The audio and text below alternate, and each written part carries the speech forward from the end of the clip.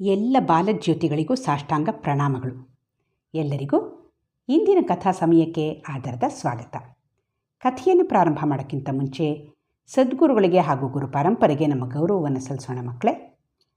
ಗುರುರ್ ಬ್ರಹ್ಮ ಗುರುರ್ ವಿಷ್ಣು ಗುರುದೇವೋ ಮಹೇಶ್ವರ ಗುರು ಸಾಕ್ಷಾತ್ ಪರಬ್ರಹ್ಮ ತಸ್ಮೈ ಶ್ರೀ ಗುರವೇ ನಮಃ. ಅಖಂಡಮಂಡಲಾಕಾರಂ ವ್ಯಾಪ್ತಂ ಯೇನ ಚರಾಚರಂ ತತ್ಪದಂ ದರ್ಶಿತಂ ಯೇನ ತಸ್ಮೈ ಶ್ರೀ ಗುರವೇ ನಮಃ.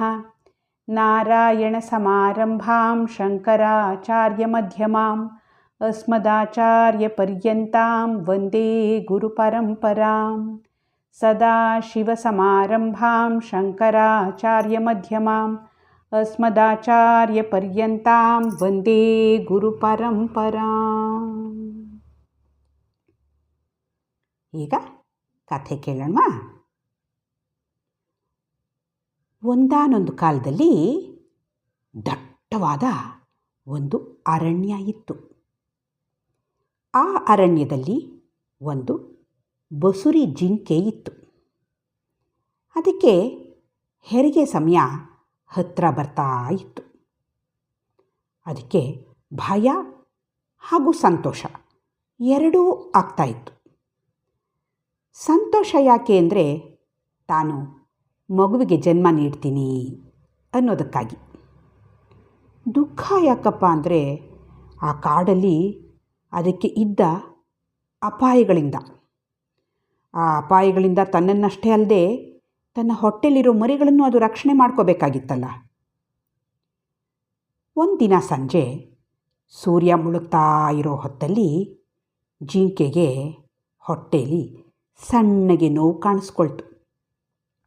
ಓ, ಹೆರಿಗೆ ನೋವು ಪ್ರಾರಂಭ ಆಗಿದೆ ಅಂತ ಅಂದ್ಕೊಳ್ತು.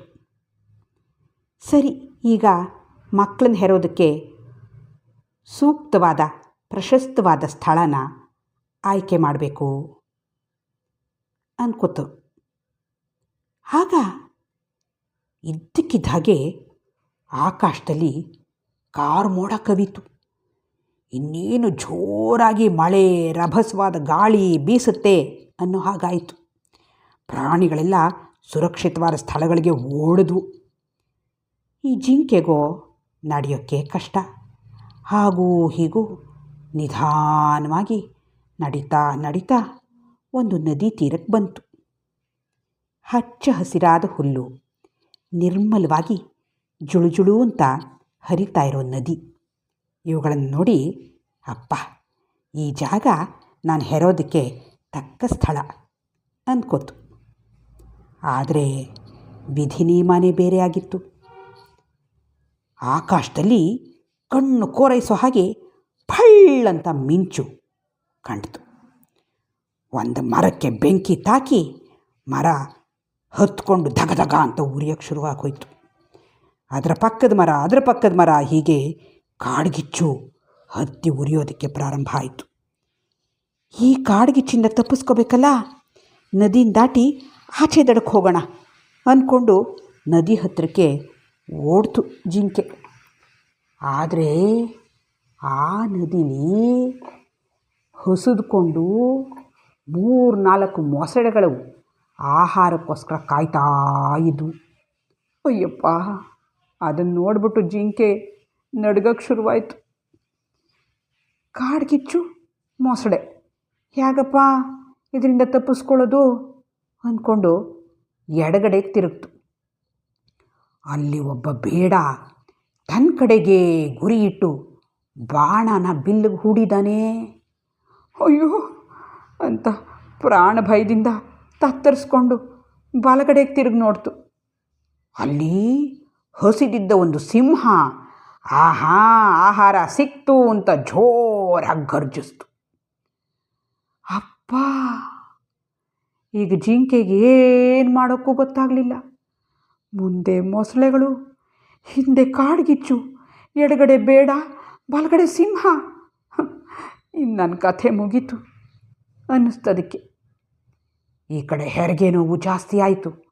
ಇನ್ನೇನು ಮಾಡೋಕ್ಕೂ ಆಗಲ್ಲ, ಎಲ್ಲೂ ಹೋಗೋಕ್ಕೂ ಆಗಲ್ಲ, ನೋವ್ತಾ ಇದೆ, ಇನ್ನೇನು ಹೆರಿಗೆ ಆಗುತ್ತೆ, ಅಲ್ಲೇ ನಿಂತ್ಕೊಂಡೇ ಇರಬೇಕು. ಅಯ್ಯೋ, ಎಂಥ ಅಸಹಾಯಕತೆ. ನನಗೆ ಯಾಕಪ್ಪ ಈ ರೀತಿ ಕಷ್ಟ ಬಂತು? ನಾನು ಏನು ತಪ್ಪು ಮಾಡಿದೆ? ಬೆಂಕಿನ ಆರ್ಸೋಕ್ಕೆ ನನ್ನ ಕೈಲಿ ಸಾಧ್ಯ ಇಲ್ಲ, ಮೊಸಳೆಗಳನ್ನು ಕೊಲ್ಲಕ್ಕೂ ನನ್ನ ಕೈಲಾಗಲ್ಲ, ಬೇಡದಿಂದ ತಪ್ಪಿಸ್ಕೊಳ್ಳೋಕ್ಕೂ ಕಷ್ಟ, ಇನ್ನು ಸಿಂಹದಿಂದ ಅಯ್ಯೋ ಅದೆಲ್ಲಾಗುತ್ತೆ. ಇದ್ಯಾವುದು ನನ್ನ ಕೈಲಿಲ್ಲ. ಹೌದು, ಇದ್ಯಾವುದು ನನ್ನ ಕೈಲಿಲ್ಲ. ಇದೆಲ್ಲ ನನ್ನ ಶಕ್ತಿಯನ್ನು ಮೀರಿದ್ದು. ಈಗ ನಾನು ಏನು ಮಾಡ್ಬೋದು? ನಾನು ಒಂದೇ ಒಂದನ್ನು ಮಾಡೋಕ್ಕೆ ಸಾಧ್ಯ. ನನ್ನನ್ನು ಮೀರಿದ ಶಕ್ತಿಗೆ ನನ್ನನ್ನು ಸಮರ್ಪಣೆ ಮಾಡ್ಕೊಂಡ್ಬಿಡ್ತೀನಿ.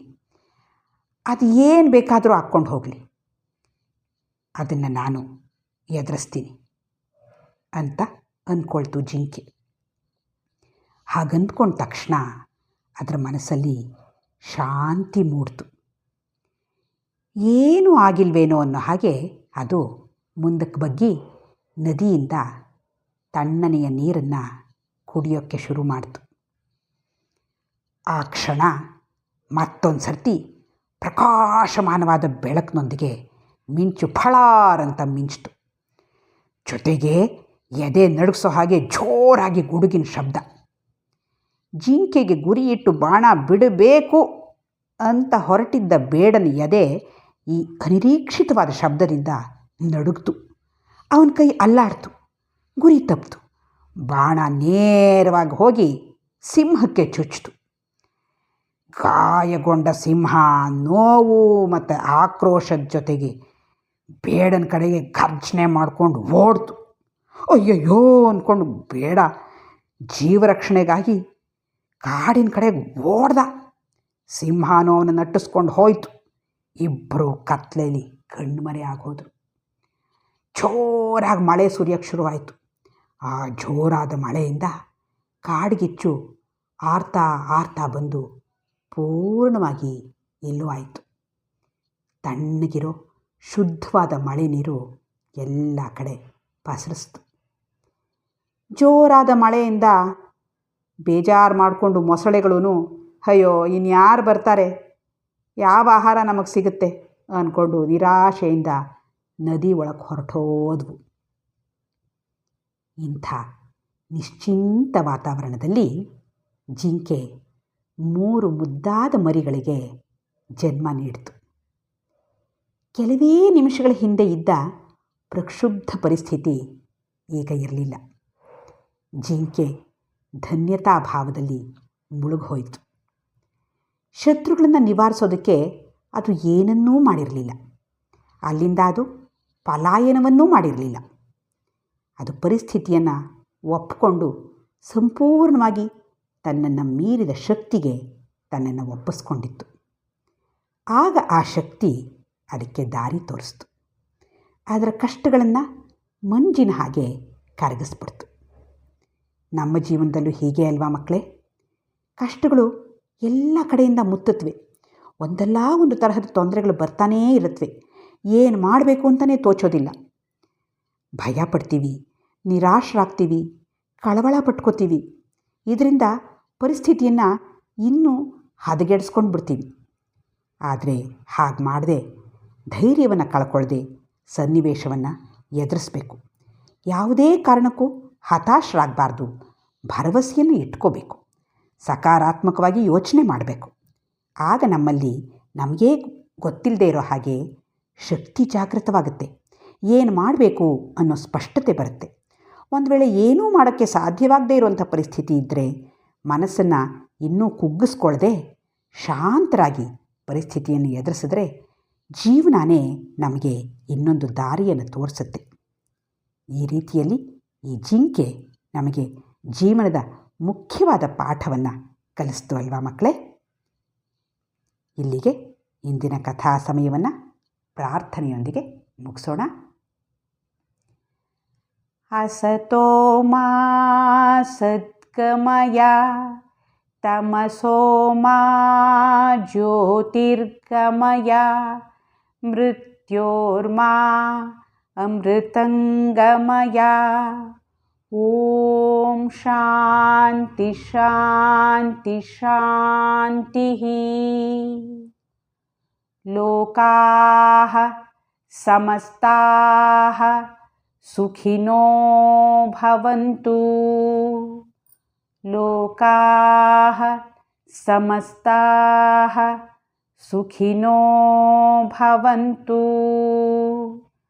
लोकाः समस्ताः सुखिनो भवन्तु हरिः ओं तत्सत् श्रीगुरुभ्यो नमः।